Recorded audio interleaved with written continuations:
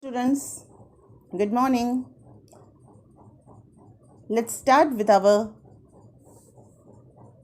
chapter 3 of book 1, that is election and representation. In our last class, we have done universal adult franchise, free and fair election, and we have seen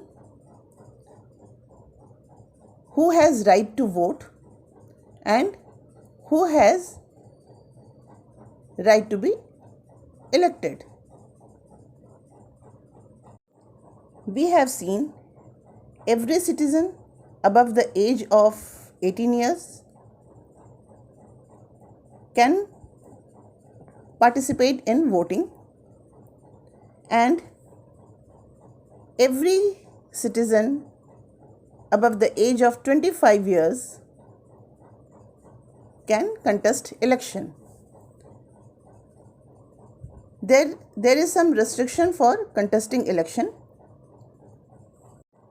that a person who has undergone imprisonment for 2 or more years for some offence is disqualified from contesting election. So we have seen the criteria of voter and right to stand for election. Today we will discuss Independent Election Commission. The main objective of Indian election system is to ensure the free and fair election system and process. So, creation of an independent election commission to supervise and conduct election is an important step in this direction. Means India में free and fair election को ensure करने के लिए एक कदम उठाया गया है, और वो कदम क्या है? इंडिपेंडेंट इलेक्शन कमीशन का। और इलेक्शन कमीशन का काम है इलेक्शन को सुपरवाइज करना और इलेक्शन कंडक्ट कराना। Article 324 of the Indian Constitution provides for an independent election commission for the superintendence. Article 324 Indian Constitution election commission, independent election commission का प्रोविज़न बताता है, जिसका काम है सुपरिंटेंडेंस, direction and control of the electoral roll and the conduct of election in India. Election की रूपरेखा तैयार करना, उसको कंट्रोल करना, उसको सुपरवाइज करना, गाइडलाइंस देना, ये सारा काम इलेक्शन कमीशन का है. These words in the Constitution are very important, for they give the Election Commission a decisive role in virtually everything to do with election. Article 324 में जो वर्ड्स यूज़ किए गए हैं वो बहुत ही इम्पॉर्टेंट हैं, इसलिए कि कॉन्स्टिट्यूशन ने इलेक्शन कमीशन को एक बहुत ही निर्णायक भूमिका अदा करने का अधिकार दिया हुआ है.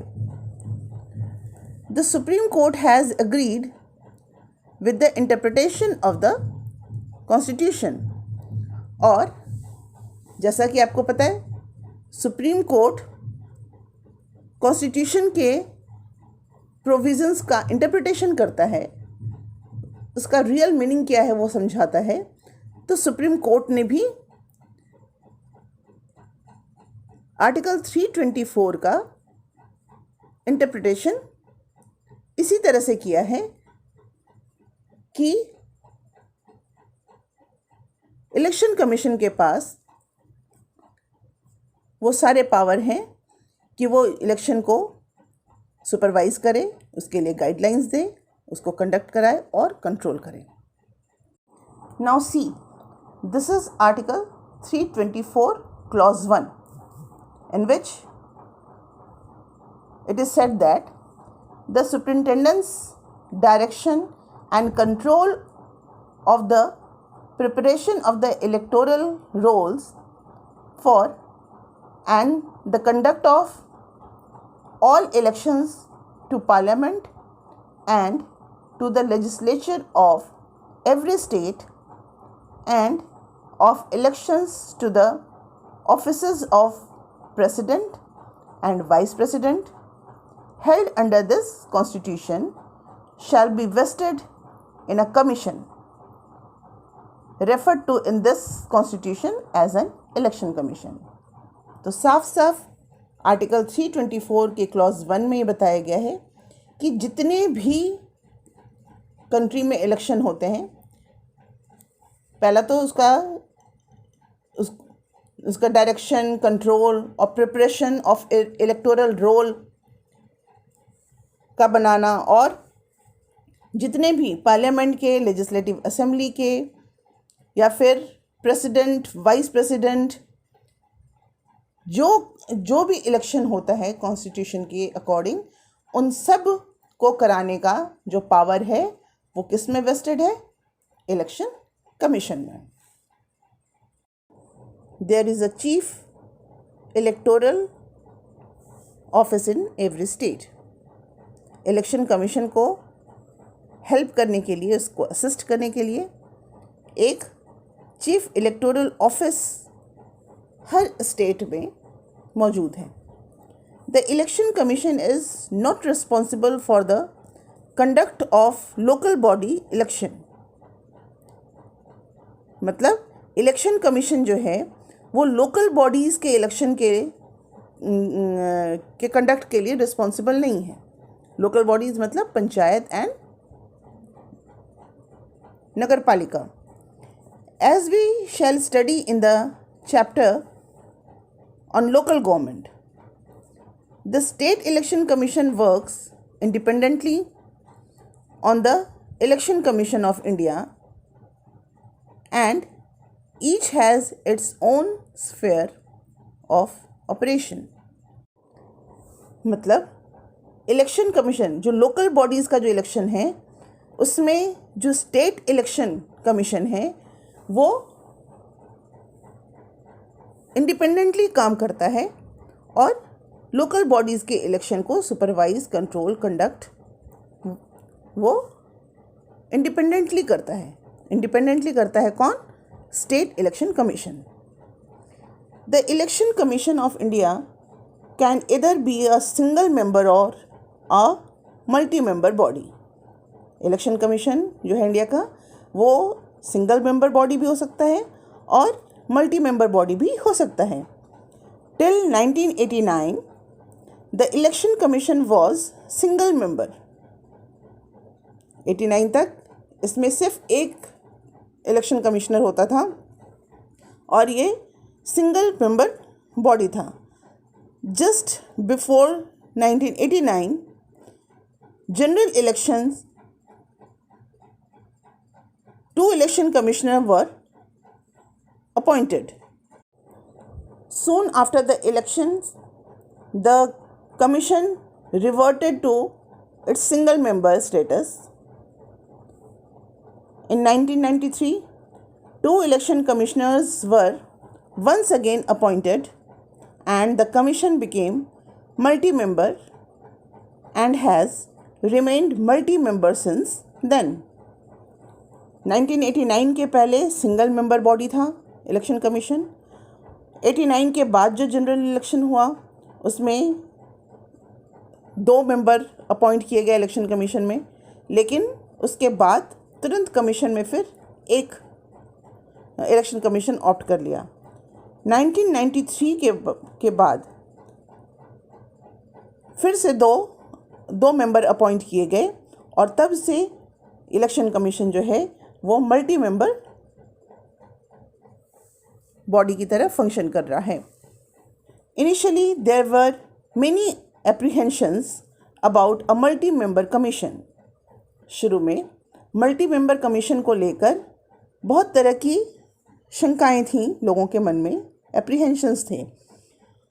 There was a sharp difference of opinion between the then Chief Election Commissioner and the other commissioners about who had how much power.